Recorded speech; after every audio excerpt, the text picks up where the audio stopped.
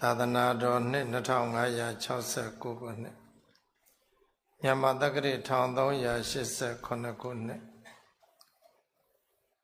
တပေါင်းလကွယ်နေ့ခရစ်နှစ်2026ခုနှစ်မတ်လ18ရက်နေ့အင်္ဂါနေ့မှာရန်ကုန်တိုင်းဒေသကြီးဗဟန်းမြို့နယ်တက္ကသိုလ်၏သာလန်သစ်ဆရာဆရာရက်ကွယ်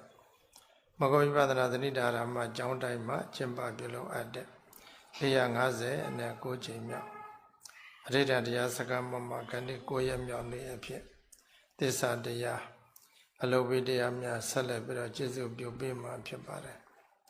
မြတ်စွာဘုရားသခင်ကိုရောမြတ်ကြီးလက်တော်ခက္ကလတော်ငါဘုရားရှင်ကိုရောမြတ်ကြီးတာဝတိပြမောစေတောကျောင်းတော်မှာတရင်သုံးတော်မူနေတဲ့အချိန်ခါမှာတာဝတိမြို့တော်တွင်ငါတရားလာရောက်နာယူကြတဲ့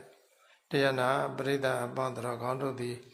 နာဂတရားနာညာငါခန္ဓာဆိုင်လို့တတပရိမညာသကရဂာမိမညာအနာဂာမိမညာအရဟတမညာများအတိအတိရရှိသောကြသလိုယနေ့လည်းပဲအလုံးသောတရားနာပရိသတ်အပေါင်းတော်ကောင်းတို့သည်နာဂတရားနာညာငါခန္ဓာဆိုင်လို့သောတာပတ္တိမညာများရနိုင်ကြပါစေ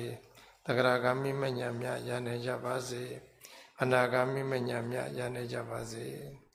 အရဟတမညာများရနိုင်ကြပါစေလို့ဆန္ဒပြုရင်းနဲ့ဘုန်းကြီးများဓမ္မသမီးစီစဉ်ကိုစတင်မှာဖြစ်ပါတယ်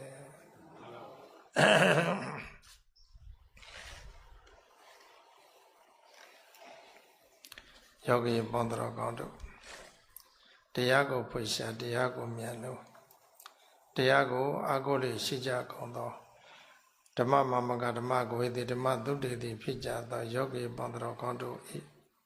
ယခုလိုတရားရှိမှနေကြခြင်းသည်တခြားလိုခြင်းလိုလားနိဗ္ဗာန်လိုခြင်းလိုလားနိဗ္ဗာန်ကဘာသစ္စာ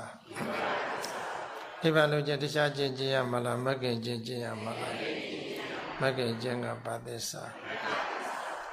မဂ္ဂင်ခြင်းကိုကျင့်ပြီးတော့တခြားတတ်ရမလားကိလေသာတတ်ရမလားကိလေသာကဘာသစ္စာ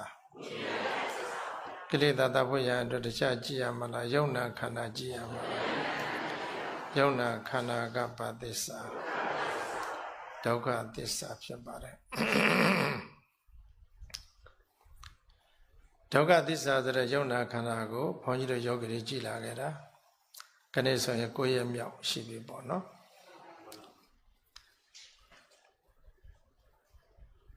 ဘာကိုကြည့်ရမှာလဲယုံနာခန္ဓာယုတ်တရားနဲ့နံတရား